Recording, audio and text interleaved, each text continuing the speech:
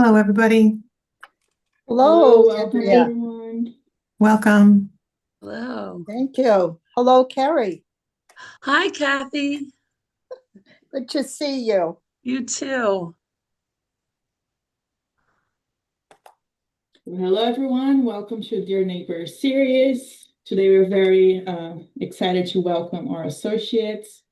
We're very happy to have everyone here.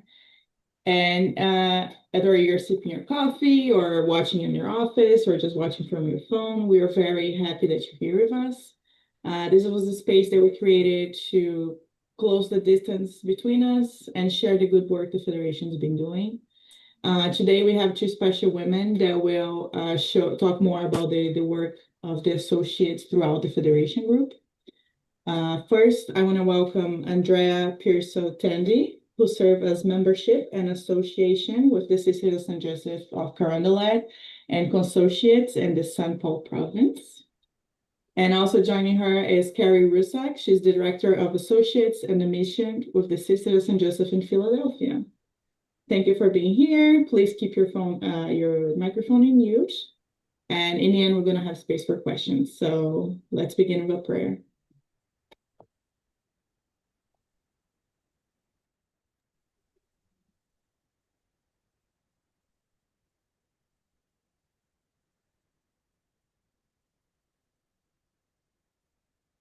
This prayer comes to us from, it was based on a prayer by Jane Delisle from her series called The Lace is Not Yet Finished. And the image you see here is a painting from Sister Ansgar Holmberg, St. Paul CSJ, who just passed away in 2024. So we begin in prayer. The lace, begun in 1650, is still unfinished. May we continue to weave it through our lives and the world with integrity and compassion. Black Madonna of Le Puy, you continue to grace the city the Sisters of St. Joseph call home. May we find wisdom and peace in your abiding presence. Loving God, Spirit of future and of purpose, we call upon you to lift up the pattern of our days. Where inspiration and guidance are needed, may we open our minds and hearts to your designs. May vision and clarity be your gifts to us along our way. May openness to possibilities and thoughtful reflections on our histories blend in our efforts to give shape to what's to come. May we reveal to one another goodness and truth, and may your love lead us forth with courage and justice. Amen.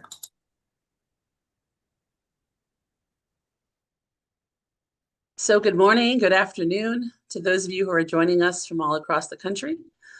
Today we're asked to speak about how the associates or consociates are engaged with the Federation. And I know from doing my own research within the Philadelphia congregation, our associates have been connected to the Federation for decades. So that may be the case for many of the congregations represented today. But for the purpose of our time together today, we're really focusing on the engagement with the Federation that's kind of come in more recent years as a result of this Associate Charism Companions Working Group, which is the name that we currently give to this working group, but it's had several iterations over the past 9 years. So this Charism Companions Working Group began as a result of the Federation event in 2016 in Orlando. So there was some associate leaders that gathered over lunch, a brown bag lunch during that Federation event, just for the purpose of building relationships and sharing resources and having conversations to meet one another. And through that, really felt like, oh, we should be doing this more often. Let's not wait every 5 years for this type of connection to come to us. So let's think about how might we be able to do this on a more regular basis. And through this magical world of Zoom, which at that time was not what it is now, this crazy virtual technology, a few of those leaders began to meet. So made plans to really get connected in the fall of 2016 and then in early 2017. And in those early times, that group was really focused on let's get as much information as we can from the associate leaders across the Federation who want to engage with us and see what we can start to do with that information. And so an associate survey was sent out in 2017. And a key piece of the email, I found the email that was sent out with that survey. And the highlight of that email to the leaders was the network of associates across the country is essential to the future of the mission. I think that says it all. That says so much, about what we continue to do and what we need to do in the future. And so the results of that survey from all those associate leaders who participated really helped to guide what's happened now in the past 8-9 years. Some Federation-wide associate leader meetings then began happening every couple months. Those leaders would get together on Zoom and have conversations around what was happening in our congregations. What resources do we need to share? What are the common pitfalls that we're finding in our different programs? And during that time, the Federation kind of contacted us and said, hey, we're working on updating this initial formation for Associates Handbook. What kind of content can you help give us? We'd love for you to have some feedback in this and some review to this. So it was a key piece of involvement at that time that those leaders were able to kind of give back to the Federation. And in a final piece of that formation handbook, there was something identified that was missing, and there was no statement that kind of captured who the associates are. And so again, in working in those meetings, pulled together with the result of some of the stuff that came back from that survey, this associate identity statement that we felt really should anchor that document in a lot of ways. Following the call to universal holiness, we associates of the Sisters of St. Joseph are people of faith who, after a period of intentional learning and prayer, make a public commitment to live the charism of unifying, inclusive love within the context of our ordinary lives and responsibilities.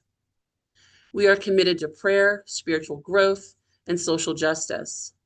Along with our sister partners, we move always toward profound love of God and neighbor without distinction, and our living the charism is central to the vitality of the mission in the world today. We are invested in working together to create a strong future for our collective community by sharing resources, empowering future leaders, and supporting the Federation. And so in that statement, hopefully you find pieces of your own congregational associate missions or statements or communications that you send out in your congregations.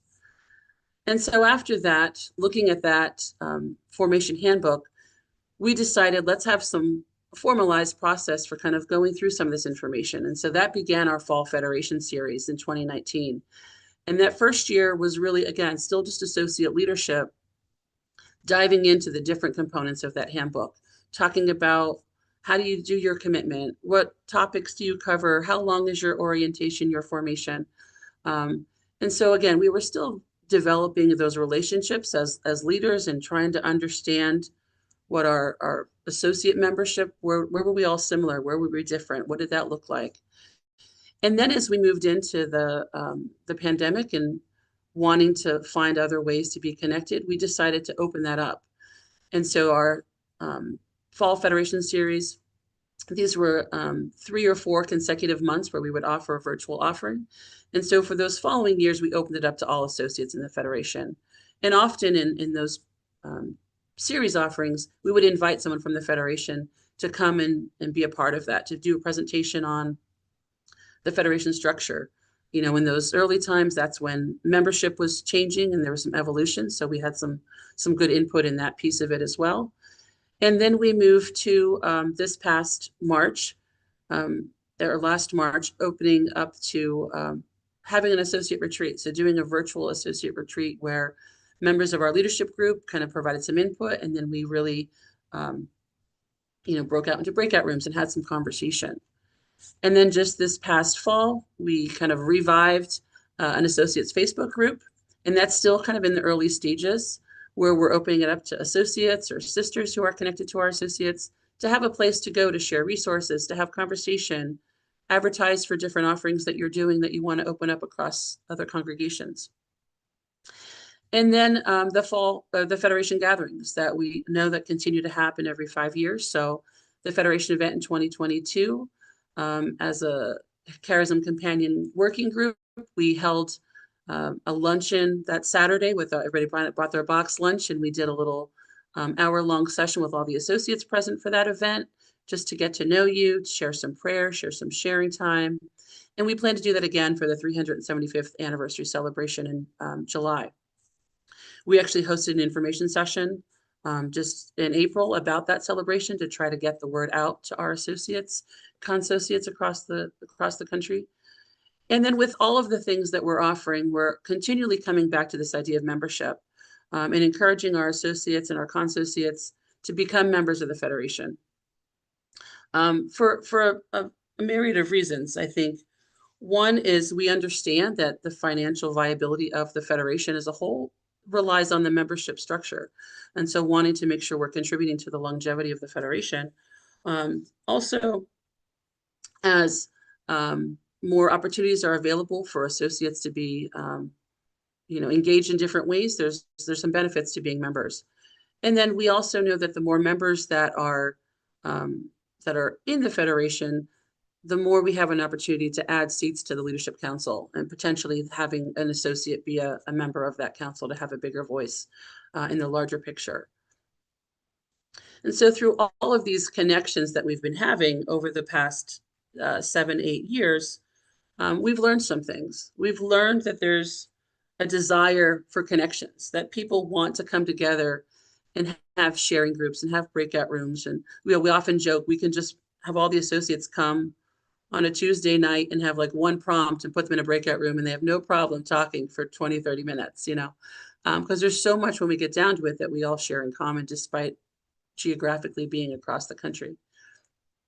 There's an excitement for sharing the mission with others outside their own congregation. Some of us belong to our own circles or Christian growth groups within our own congregations, and rarely find out what's happening across the country.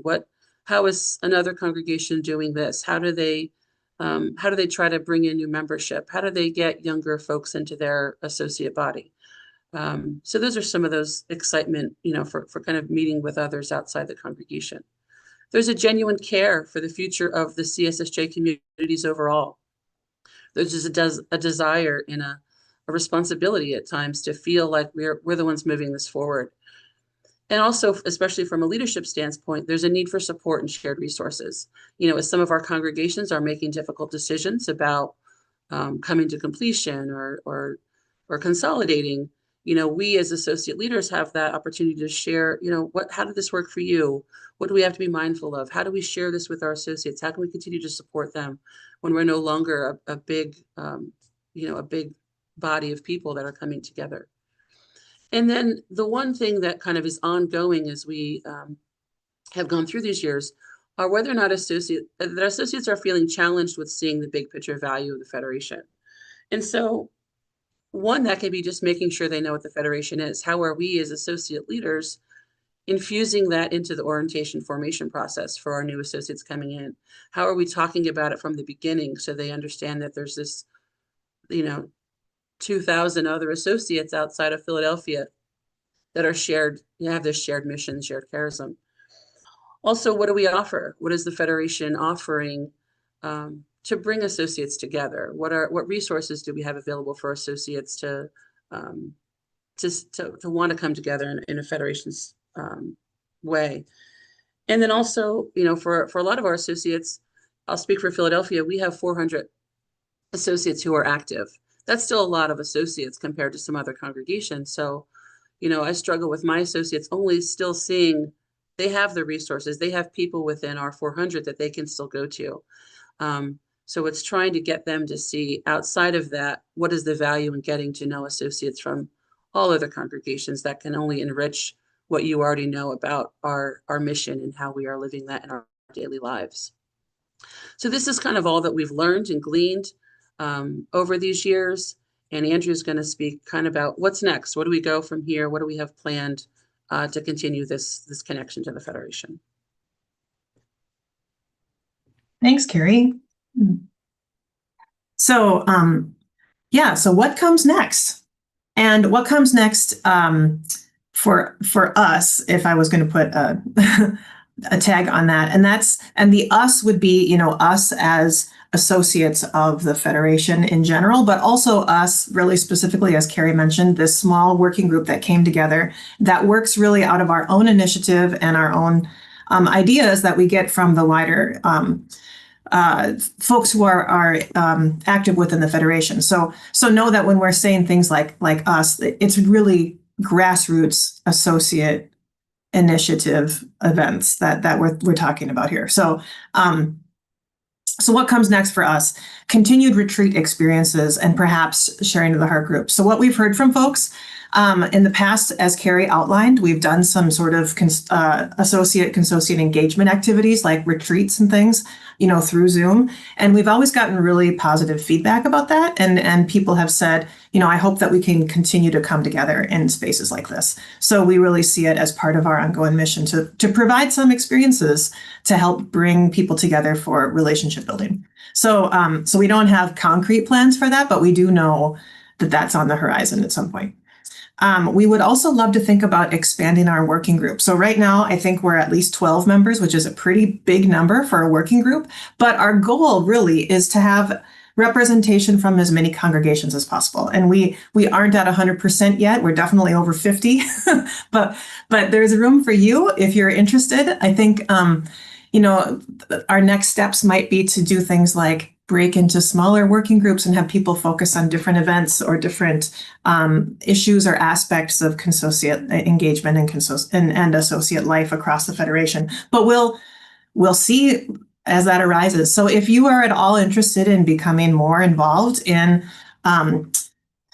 planning and being involved in associate events in the Federation, let us know, and particularly let Carrie know, because she's our our organizer extraordinaire. So we can probably put her email address in the chat. We also want to, third point here, encourage more associate involvement and collaboration with the Leadership Council and other Federation subgroups. So again, this goes back to Carrie's point. Associates are not automatically members of the Federation.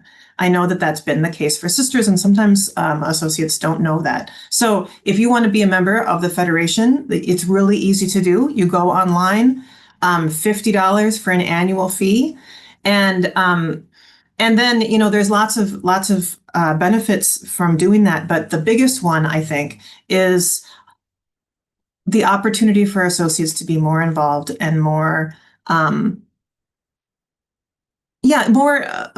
central to some of the workings of the Federation and how things continue to unfold on a Federation level. If we want to be present, we have to say we're a part, right? So I encourage you to go online and become a member and help us be even more involved.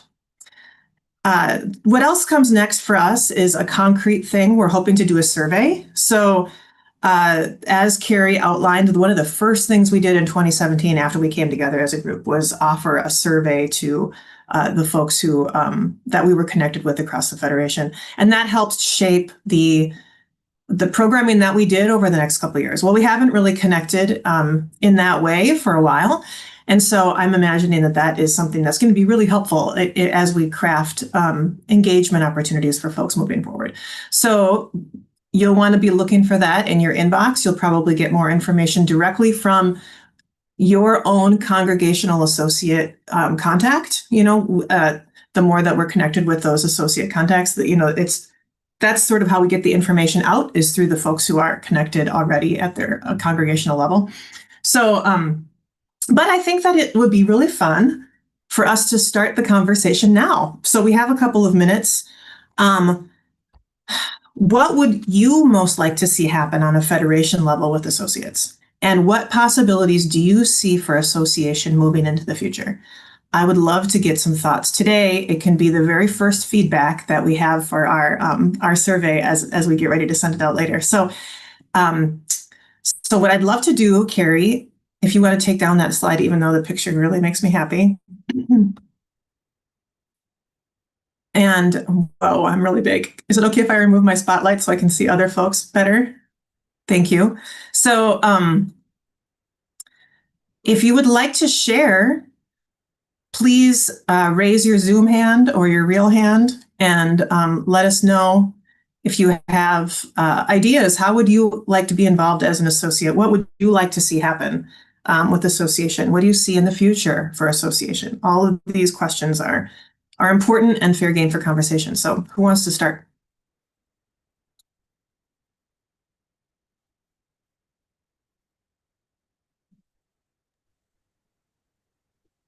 Joe Foy, I see your hand. Go ahead.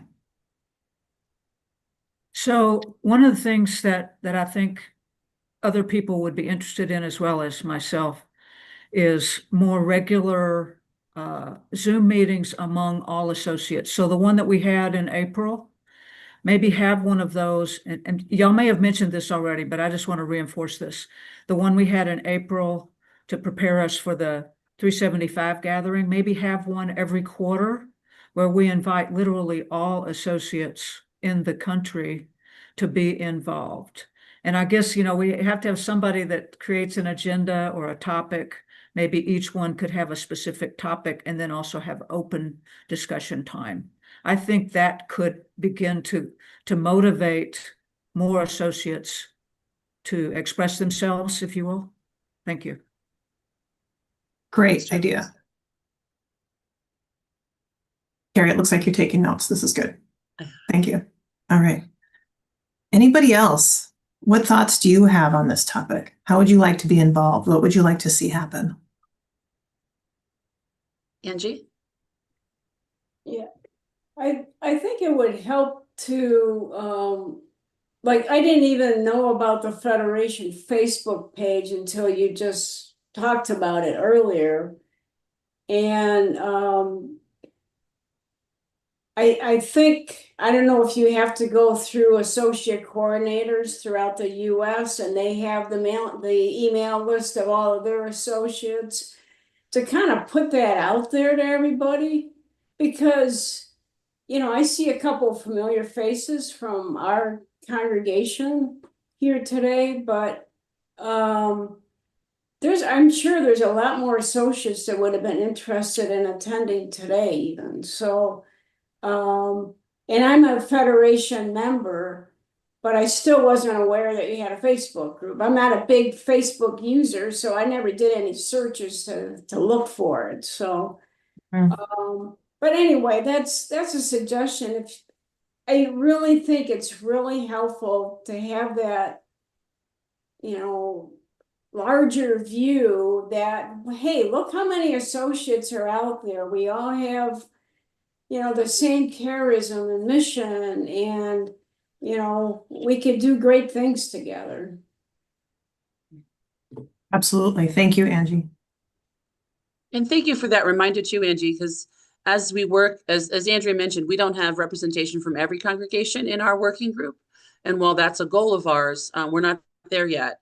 And so that's a good reminder for us to make sure, as some of those big things are happening, that we're getting that out as best we can if we think we have the updated contact information for those congregations that are not members of our group, to share that and invite them to share that along to their associates, so that's we're trying to widen that as much as we can. So thanks for that question. That's a good reminder for us.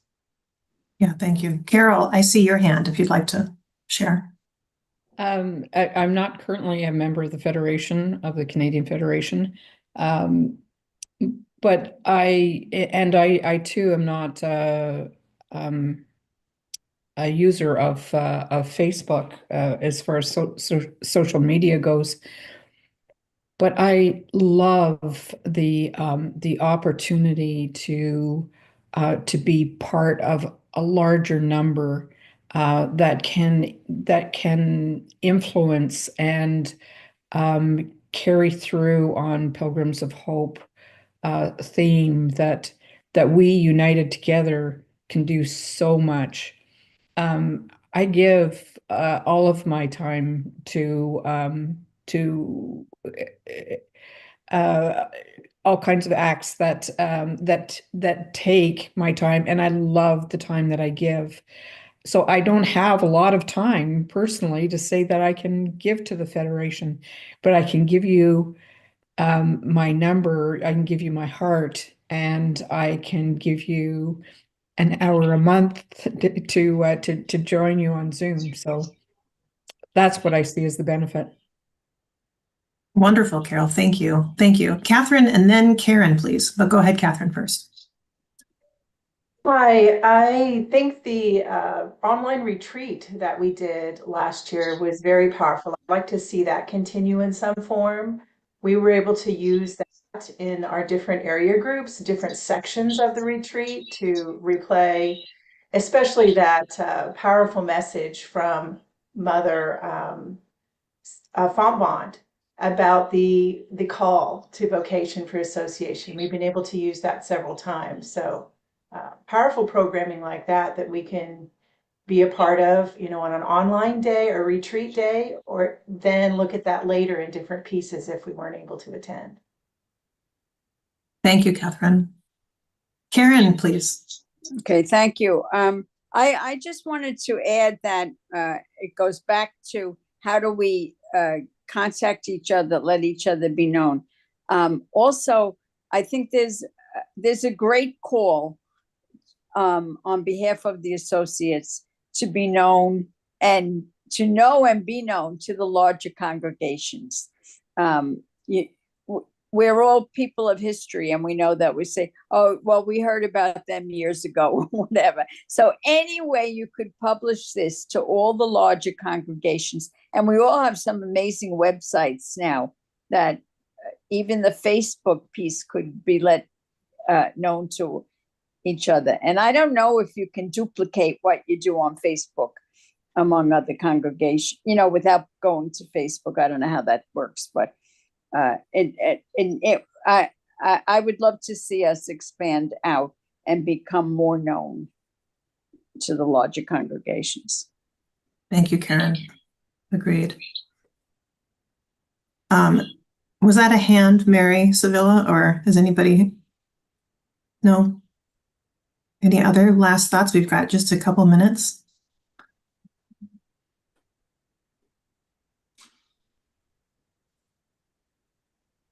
Okay. Well, I noticed, Carrie, thank you for putting your email in the chat.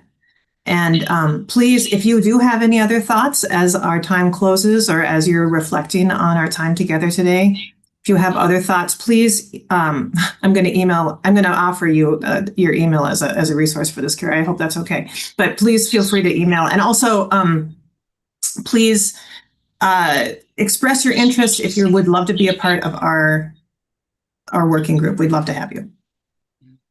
And as we talk about that survey, know that that's not coming out like in the next month. As a committee, we're focused right now on the 375th anniversary.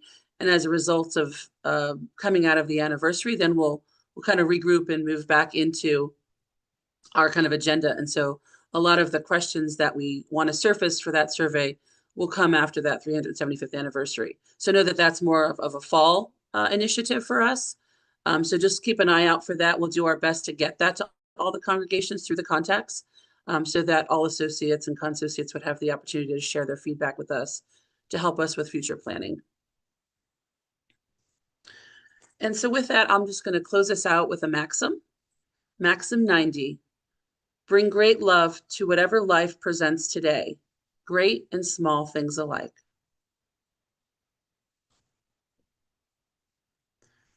Thanks, everybody.